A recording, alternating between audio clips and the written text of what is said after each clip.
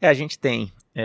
Eu gosto bastante de Petrobras também, é uma posição relevante do fundo hoje. Não é a maior, mas é uma posição relevante.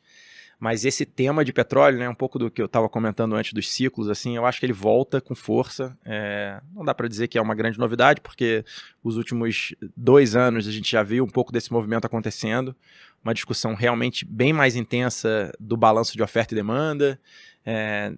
E agora eu acho isso ganhou um adicional, né, que essa história, essas palavras chavões que aparecem, né, mas é o nearshoring e o friendshoring. Não sei se vocês já ouviram essas expressões. Até o Roberto Campos, o presidente do nosso Banco Central, veio falando dela recentemente. Mas é produzir perto de você petróleo e produzir em nações amigas, né? O friendshoring. Então, não basta só você, como no mundo, produzir a mesma quantidade de petróleo que é consumida. Além disso, você precisa ter confiança de que ela é produzida razoavelmente perto de você e em nações amigas, né? Então, é uma força a mais para investimentos voltarem nesse setor. Esses investimentos foram muito baixos nos últimos anos. Isso é uma consequência, na nossa interpretação, uma consequência de 2 fatores principais. Um deles é o superinvestimento. A gente passou por um super ciclo de investimentos. Eu comentei um pouquinho disso aqui lá em 2008, 2009, 2010. Isso foi até 2013, 2014. Teve muito investimento que foi feito nesse setor, com abundância de recursos e tal. E o que acabou acontecendo é que você passou um período grande para digerir essa quantidade de investimento adicional que foi feito.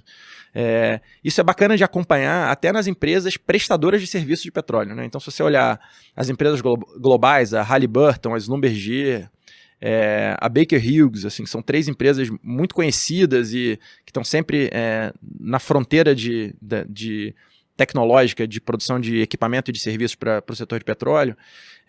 Essas empresas produziram e venderam muito menos do que nesses anos até 2014, durante os anos recentes. E a gente acredita que esse movimento volta, né? Então, o outro fator que foi importantíssimo para os investimentos serem menores foi o movimento de transição energética, né? De você caminhar para uma energia com menos carbono. Então, teve muito investimento que foi feito em energias limpas. Mas o que é curioso é que, mesmo com esse movimento para energias limpas, o consumo de líquidos derivados de petróleo cresceu de maneira muito relevante nesse período, né? Então, você diminuiu menos, você investiu muito menos, você diminuiu muito o investimento durante esse período, mas o consumo de petróleo cresceu de maneira muito relevante, né? Você pegar dos últimos 20 anos, a gente saiu de um consumo diário de perto de 75 milhões de barris equivalentes para 100 milhões de barris hoje. E esse é um business que precisa de reinvestimento para poder continuar consumindo a mesma coisa, né? Então, se a gente continuar consumindo 100 milhões, a gente vai ter uma taxa de depleção de perto de 10% ao ano, então você tem que adicionar 10 milhões de barris dia por ano só para consumir a mesma coisa, mesmo que você não espere que o consumo cresça muito. Esse consumo cresce principalmente nos países em desenvolvimento, né? Na China, na Índia, no próprio Brasil, mas mesmo nos países desenvolvidos você ainda não vê queda de consumo de combustíveis fósseis. Então, a gente acredita que os últimos 10 anos são esse filme, né, que a gente está vendo aqui uma reprise, mas os próximos 10 anos a gente acha que vão ser bastante diferentes.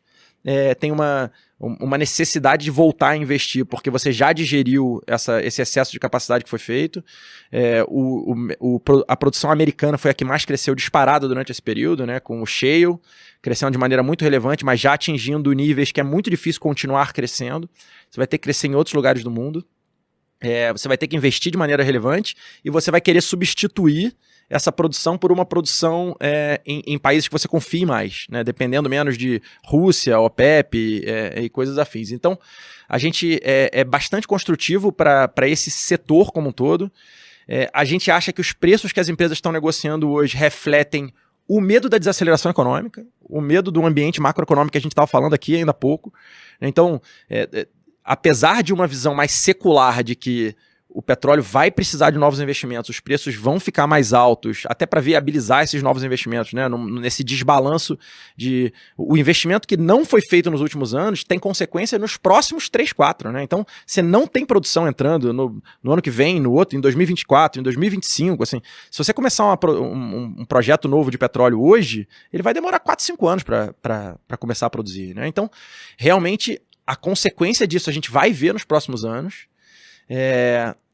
Então, a gente é bastante construtivo para isso e acha que o preço não reflete isso hoje, porque as condições de curto prazo têm muito medo do que está acontecendo com a demanda, de destruição de demanda para poder trazer de volta a inflação para um nível mais razoável. Então, o Felipe comentou de Petrobras mais cedo, a Petrobras realmente negocia com um desconto grande para as empresas lá de fora, mas as empresas lá de fora negociam com múltiplos muito baratos em termos históricos, muito baratos, né? Então, a Petrobras se negocia a 1,7 vezes EBITDA, sei lá, algo parecido agora, a British Petroleum negocia 2,5. Ela faz mais capex do que a Petro faz hoje, por isso gera menos caixa, né? Então ela transforma menos EBITDA em caixa. O desconto da Petrobras para as principais empresas internacionais é maior do que o histórico, mas ainda assim as empresas internacionais negociam em múltiplos bastante baixos. Então isso faz com que a gente goste bastante da Petro, mas que tem seus riscos idiosincráticos, né? Então a gente tem um certo receio de montar posições correspondentes à nossa convicção do setor de petróleo só em Petrobras, porque ela tem os riscos de eleição, do que pode acontecer com Lula, né? Eu concordo com o Felipe que tem muita coisa mensurável, mas ainda assim eu acho que a gente prefere buscar alguma diversificação para poder fazer essa aposta, né, nesse tema de petróleo que a gente acredita que é um tema mais secular, de 5 anos, talvez mais do que 5 anos. Então a gente tem tanto essas empresas de setor de petróleo que eu comentei aqui, né, as prestadoras de serviço. Bacana que todas essas companhias têm BDRs aqui na Bolsa Brasileira. Então, a Halliburton tem BDR, a Schlumberger tem BDR, a Baker Hughes tem BDR, e as empresas produtoras de petróleo também. A gente tem Occidental, British Petroleum e Exxon. Tá, eu quis montar o meu próprio basket nesse negócio, a gente acompanha essas empresas realmente há muito tempo. Eu poderia comprar o XLE lá fora, né, que é um ETF de empresas do setor de petróleo, mas eu preferi fazer a minha seleçãozinha. São pequenas exposições, quando você olha nome a nome, mas elas conjuntas são maiores do que a posição que a gente tem em Petro. Então, é uma exposição setorial ao tema petróleo, né, com preços que a gente acha que são muito bons. Então, acho até melhor do que comprar o petróleo direto, dado o nível de múltiplo que essas empresas negociam hoje. Eu acho melhor ter essas companhias e elas têm uma exposição setorial bastante importante no fundo hoje. Mas o Breno estava falando que as empresas passaram muito tempo sem investir, né? E quando você olha para o lado de cá, né, dos investidores nas empresas, são anos e anos de diminuição de peso dessas empresas no índice. Quando você olha para endowments, para sovereign funds, vários vêm tirando essas empresas dos seus benchmarks.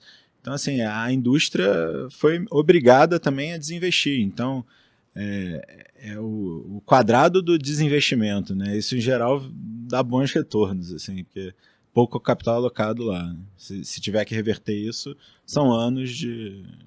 Agora, eu fiquei com uma dúvida aqui. Você estava falando sobre investimento em petróleo, mas isso no longo prazo não pode ser fazer o preço do petróleo cair? Com certeza. Porque se vai ter mais investimento, vai ter mais petróleo, o preço vai cair. Com certeza, assim. A commodity é um negócio cíclico. Uhum. Cíclico. E o que a gente acha é que a gente está no início do ciclo de alta. Uhum. Então, a gente passou aquele ambiente em que teve excesso de investimento que eu comentei lá perto de 2010, ao redor de 2010, né, de 2007 a 2014, mais ou menos, 2013, foi um período em que teve muito investimento porque o petróleo estava muito alto. Uhum. Né? Então, era o super cycle, né, o peak oil, o pessoal gostava de dizer que o petróleo estava chegando num pico de produção, você não ia conseguir produzir mais, não ia ter reserva para produzir mais, para poder fazer frente à demanda que vinha pela frente. Aí, de repente, os Estados Unidos saem de 6 milhões de produção dia para 13 milhões de produção dia. É um negócio inacreditável o que eles fizeram em shale. E outros lugares fizeram investimento de maneira muito relevante. A Petrobras, de maneira curiosa, né, em 2011, eu estava olhando esse negócio, se você olhar o plano estratégico da Petrobras em 2011, que eles chamavam de Plano 2020, né, que o Gabriele apresentou, em 2020, a Petrobras estaria produzindo 6 milhões e 500 mil barris de petróleo. 6 milhões. ela hoje produz 2 milhões e 600 mil barris, que é a mesma coisa que ela produzia em 2011. Só que ela fez... Esses anos que eu estava comentando, 2011, 2012, 2013, 2014, a Petrobras investia 50 bilhões de dólares por ano para fazer um aumento de produção. E depois foi diminuindo e tal, e hoje investe muito pouco, que faz que ela gere caixa pra caramba, né? Ela está investindo entre 11 e 15 bilhões de dólares por ano, que é muito pouco perto da capacidade de geração de caixa da companhia, né? E já é o suficiente para manter a produção, até crescer um pouquinho a produção, que é o que tem projetado para os próximos 4 anos no plano estratégico atual. Mas é incrível o que tinha naquela época, que era vendido naquela época como potencial de incremento de produção, né? O pré-sal entrou um pouco menos do que se esperava, mas entrou bastante bem. O pós-sal foi um desastre, né? A produção de pós-sal da Petrobras, o depletion foi muito maior do que se imaginava. E aí depois ela começou a realmente reduzir o investimento, porque ficou alavancada demais, aí não tinha mais condição. O preço do petróleo caiu, o que dificultou o financiamento de novos investimentos. Então tem um monte de coisa que veio acontecendo nesses 10, 11 anos. Mas indo direto à sua pergunta, assim, eu tenho pouca dúvida que a gente vai gerar uma nova supercapacidade de produção. Só que ainda nem começou. Assim, o CAPEX hoje ainda é um nível muito, muito baixo. Comparado em termos históricos, né? Comparado com essa época. Então, a gente, se você olhar a indústria como um todo, essa época que a Petrobras investia perto de 50 bilhões de dólares, a indústria investia acima de 750 bilhões de dólares ao ano em produção, exploração e produção de petróleo. As empresas, o setor de óleo e gás investia durante esses anos acima de 750 bilhões de dólares e hoje investe perto de 300, em termos nominais mesmo, né? A gente passou 11 anos e investe bem menos da metade do que se investia naquela época, lembrando que você produzia 75 milhões de barris lá e hoje você produz 100 milhões de barris dia. E o depletion é percentual da produção, né? Então, a necessidade de investimento para manter a produção hoje é muito mais alta do que era lá, né? Então, você subiu 30% a produção, você deveria ter aumentado o CAPEX de manutenção, pelo menos isso aí, porque tem inflação no caminho, tem um monte de coisa, né? Então, realmente é uma dinâmica que os ciclos de petróleo são ciclos longos, diferente de soja, assim, né? Milho, que cai a produção agora, você planta mais, tem mais no ano que vem, aí plantou demais, planta menos no ano seguinte, né? Todo ano você tem um reajuste do ciclo.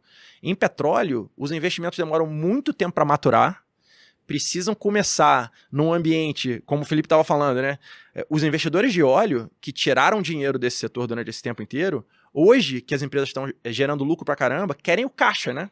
Querem o dinheiro de volta. Eles não querem que o cara invista para aumentar a produção, ele quer o dinheiro de volta. Ele esperou esse tempo todo para ter algum dinheiro de volta, é isso que ele quer agora, né? As empresas de shale, que passaram um sufoco danado durante esses últimos anos, porque fizeram um investimento e o preço ficou baixo, ficaram endividadas pra caramba, tiveram dificuldade, agora elas querem limpar o balanço, querem melhorar o balanço, pagar a dívida, reduzir a alavancagem e tal.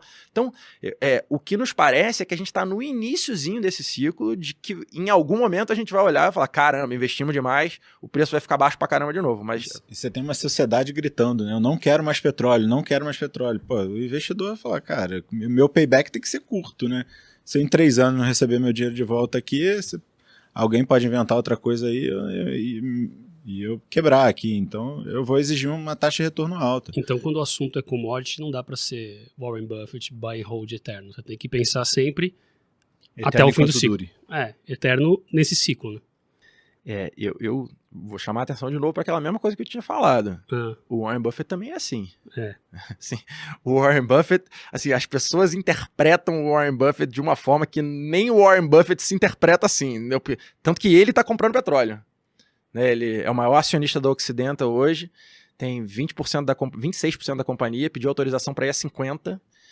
Uma das maiores posições da Berkshire hoje é Chevron. E ele faz um investimento, assim, acho que investimentos de longo prazo, né? Investimentos de 5 anos, de 7 anos, ele certamente não faria esse investimento olhando para o ano que vem. Certamente, até porque não dá tempo dele entrar e sair, né? Ele não consegue, não tem volume no mercado para aguentar isso.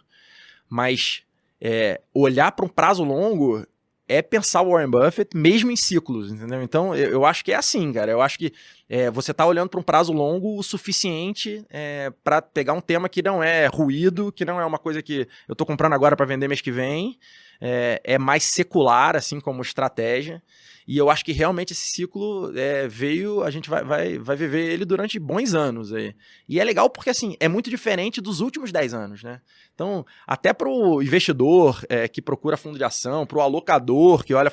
Assim, é uma temática muito diferente da que ganhou dinheiro nos últimos anos, assim, é difícil bater o Ibovespa desse jeito, se você né, só olha para a empresa de qualidade, só quer saber de governança, cara... Até porque a Petro subindo assim, ela vai voltar a ganhar também mais exposição dentro do índice. Né, a Petro, a Recôncavo, a 3R, a Petro Rio, né, as coisas de Brasil, commodities, assim, acho que metais tem uma dinâmica um pouco diferente com China, mas commodities com uma dinâmica ganhando relevância. As outras entraram no índice já? As outras não, eu acho né? que não, são pequenas ainda, né? Não Sim, sei, Prio, talvez a Prio, né? Talvez. Talvez a Prio. Vocês, além de Petrobras, tem o quê, Filipão?